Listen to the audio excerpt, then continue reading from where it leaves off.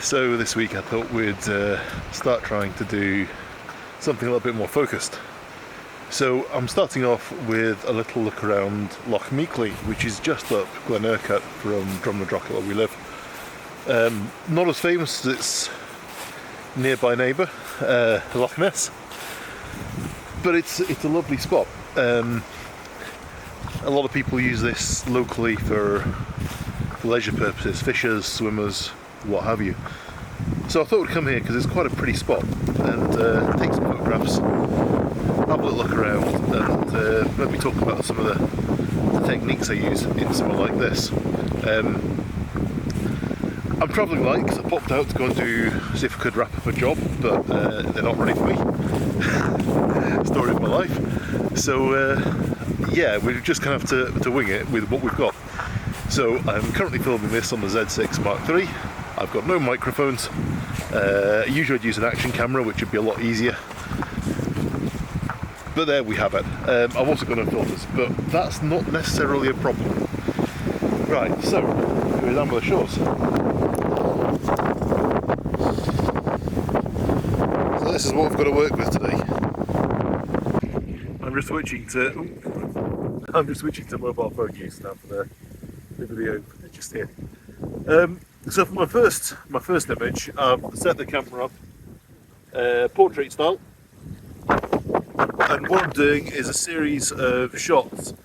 So we're going to start off sort of kind of just in this little inlet here, and I'm going to swing it round and finish just past that peak that's covered in shadows. This is one of the things I've sort of spoken about in the past, is that I'm shooting at 70mm today to try and compress the landscape a little bit.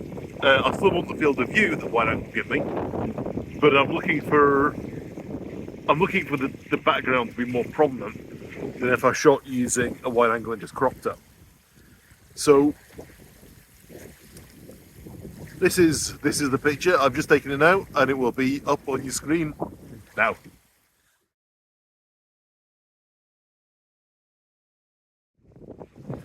So with Loch Meiklie, we have only really two good access points to get into it. One to the old church, which itself is quite a nice subject, which gives us the drop down to where we are at the moment, and we've just been shooting.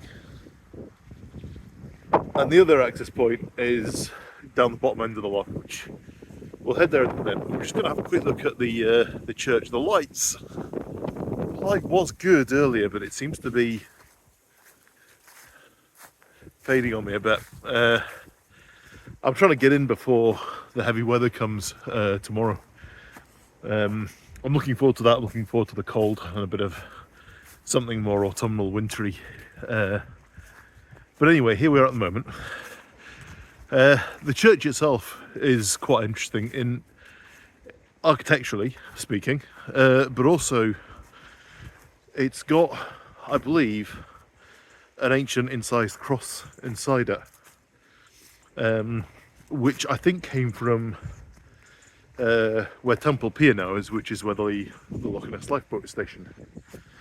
But I don't think it's open. It never has been. No, I've got this set up pretty much how I want it. Looking out to there, we've got a wee bit of a little bit of these, what do you call them?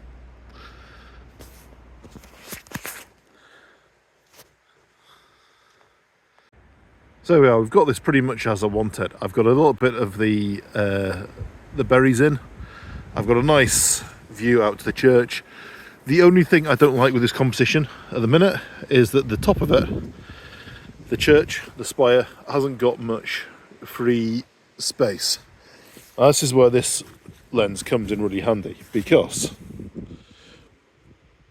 I can move the image circle up. So if I show you on the back of the monitor what's going on there, as I move this, I can alter what part of the image I'm working on. So that now is giving me a much more pleasing composition. So I'm on F11, On 15th of a second, ISO 100. I quite like that. But I'm also going to underexpose one, I think, to try and keep a bit of this sky, because it's pretty epic.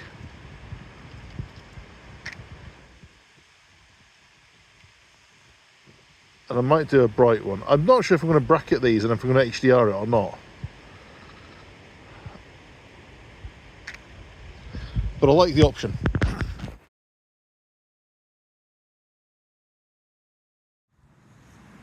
That gives you a bit of an overview, and then I'll try and pop back at some point in the next few days with the drone.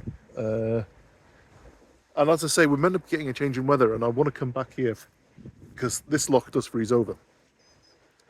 So it could be quite interesting if we get that soon. If not, we'll come do it another day. And yeah, see what we do. So I apologise for the wind noise here, but we've set up. I'm going to try and get this tree in as a little bit of interest, a little bit of setting the scene. That's the sun just coming, which is rather nice. So what I'm going to do is I'm going to use the shift lens to do a panoramic. So I've shifted full to the right, and I'm just getting my angle. So that's my right point. I'm just going to lift it a little bit. Unfortunately, I can't shift on two axes at the same time. So that's a good. Oh, that's beautiful. Sun's just come up lovely. Just stop it down a little bit further.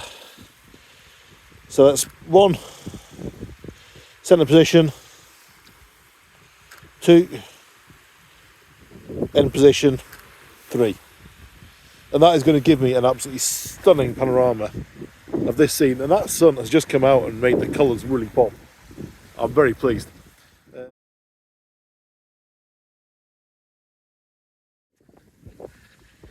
Far end of the loch from when we started at the church. It's not a particularly big body of water, but it is quite a pretty one. There's a few points along here which are worth exploring. That little point is not what I've usually used. I usually start from the cove down here, where there's somewhere to sort of launch from.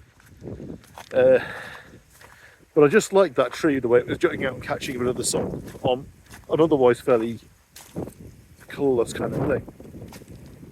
The other point along here, which is probably going to be worth a little look, is the bridge. I don't think I've ever shot it using a little camera. I usually use a drone, just for access reasons, really. But we'll go over and have a quick look and see if there's anything to be done with that.